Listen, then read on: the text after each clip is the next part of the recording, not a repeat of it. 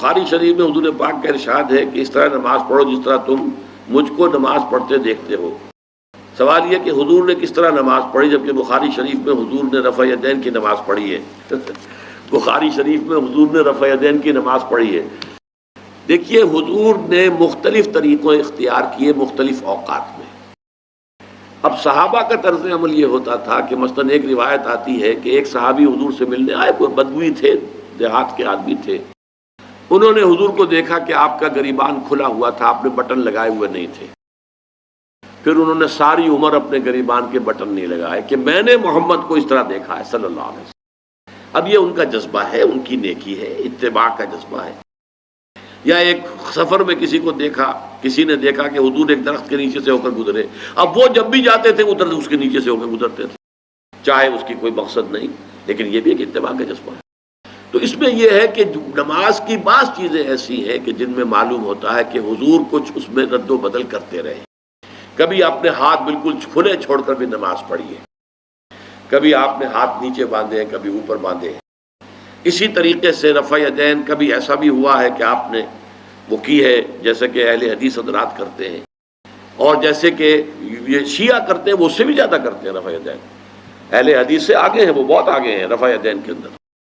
اور ایک رائے یہ ہے کہ حضور نے آخری زمانے میں آ کر سارے رفع یدین چھوڑ دیے تھے سوائے یہی جو تکبیر تحریمہ کے وقت۔ اب یہ روایات، اب یہ بحث ہو جائے گی علمی، کس روایت کا کیا مقام ہے، کس کی کیا حیثیت ہے۔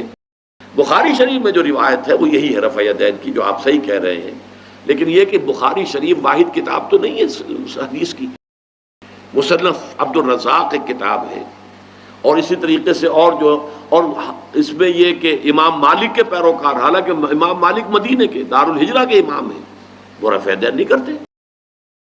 امام شافعی کے کرتے ہیں، امام مالک کے نہیں کرتے، امام ابو حنیفہ کے نہیں کرتے۔ تو ان چیزوں میں بہت زیادہ پریشان ہونے کی ضرورت نہیں ہے۔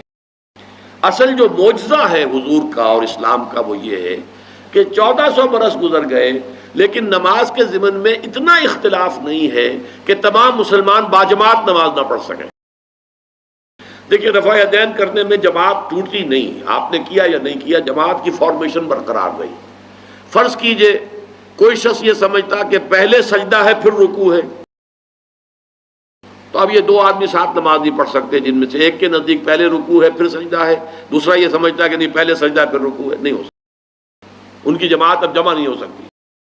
یا کسی کا یہ خیال ہو کہ جیسے ہر رکعت میں رکوع ہے کہ سجدہ بھی ایک ہے، وہ ایک سجدہ کر کے کھڑا ہو جائے۔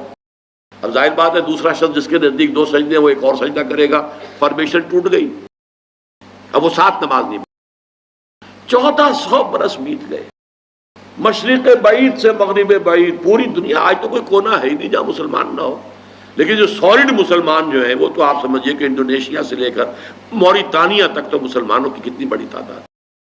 لیکن کہیں ایسا نہیں ہے کہ آپ کی فارمیشن ٹوٹتی ہو، کوئی ایسا مسلک نہیں ہے جس میں یہ خیال ہو کہ مغرب کی رکعتیں بھی دو ہیں جیسے فجر کی ہے، نہیں، وہی 3 رکعتیں ہیں۔ کوئی ایسا مسلک نہیں جس میں یہ معلوم ہو کہ فجر کی رکعتیں 3 ہیں 2 نہیں ہے، عصر کی 2 ہیں یا 4 6 ہیں، نہیں، وہی رکعتیں، وہی رکعت کی ترتیب، پہلے کھڑے ہونا ہے پھر رکوع ہے پھر کھڑے ہونا ہے پھر سجدے میں جانا ہے پھر بیٹھنا ہے پھر سجدہ پھر کھڑے ہونا۔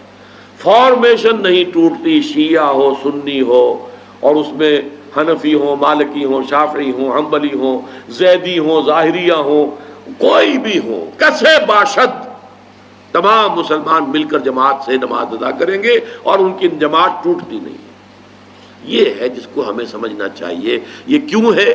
صلو کما رأیتمونی اصلی، کہ حضور کی کو جس طرح دیکھا صحابہ نے نماز پڑھتے ہوئے ویسے نماز پڑھ رہے ہیں، صحابہ نے ویسے نماز پڑھی، پھر آپ کے بعد تابعین نے اسی طریقے سے نماز پڑھی، پھر اس کے بعد تبع تابعین نے پڑھی، نسل بعد نسل منتقل ہو رہا ہے۔ باقی تھوڑا تھوڑا اختلاف اگر ہے تو اس کے لیے زیادہ پریشان نہیں ہونا چاہیے۔